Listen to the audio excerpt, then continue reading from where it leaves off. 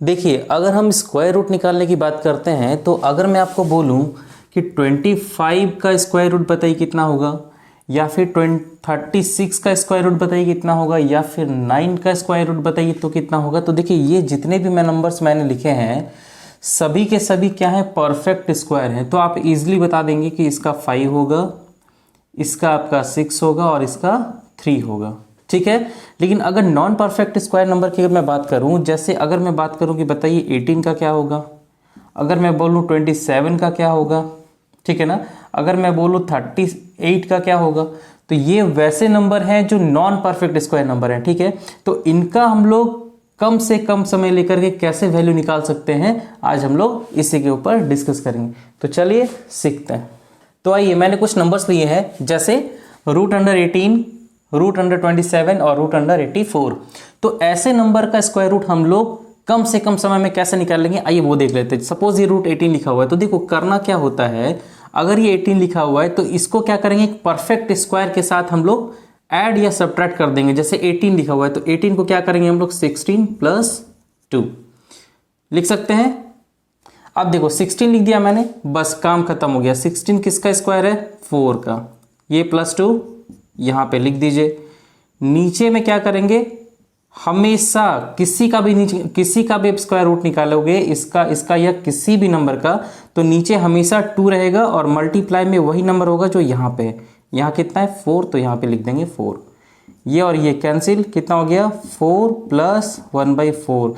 और आप सभी जानते हैं कि 1/4 की वैल्यू कितनी होती है, 0.25। तो 4 + 0.25 that is equal to 4.25 answer. ठीक है, तो इस तरीके से 2 स्टेप में आप किसी का भी स्क्वायर रूट निकाल सकते हैं। देखो एक और क्वेश्चन लेते हैं, जैसे दिया हुआ है 27 का सॉल्यूशन क्या है। देखो अगर 27 लिखा हुआ है तो इसे मैं कैसे लिख सकता हूँ, 27 को क्या मैं 25 + 2 लिख सकता हूँ। मैंने क्या बोला, एक स्क्वायर नंबर लेंगे, उसके साथ एडिशन या सब्ट्रैक्शन करके इस वैल्यू के इक्वल लिख आएंगे। तो क्या हो गया, 25 और +2, काम खत्म। 25 किसका स्क्वायर रूट है, 5 का, उसके साथ क्या एडिशन है, 2, बस बात खत्म। नीचे मैंने क्या बोला कि हमेशा 2 लिखेंगे, जैसे मैंने यहाँ पे भी 2 लिखा, हमेशा नीचे क्या होगा, 2 होगा, और मल्टीप्लाई में क्या करेंगे, ये नंबर जो यहाँ पे लिखा हुआ है, आपका काम खत्म हो गया। ये 2 कैंसिल, तो 5 + 1/5। और सभी जानते हैं कि 1/5 की वैल्यू कितनी होती है, 0.2, इसका मतलब 5.2 आंसर।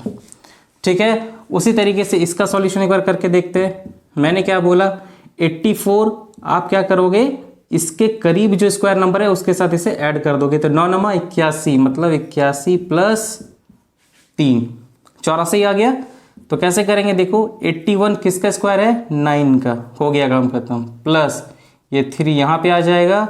मैंने क्या बोला, हमेशा नीचे 2 से डिवाइड होगा और मल्टीप्लाई किससे होगा, जो आपका यहाँ पे नंबर है। बात समझ में आया, बस 3 से इसे आप कैंसिल कर दीजिए 3 बार में, तो कितना आ गया, 9 + 1/6।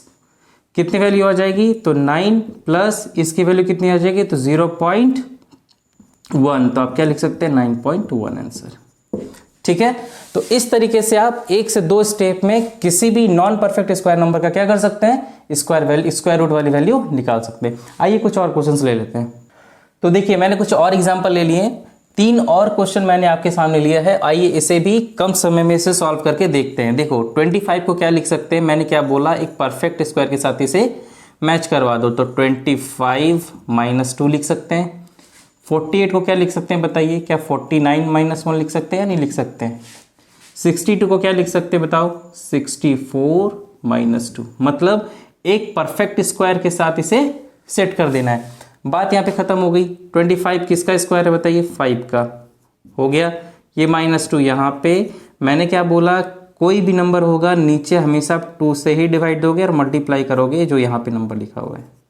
बात आपका कंप्लीट हो गया। ठीक है, ये कैंसिल हो गया, तो 5 - 1/5।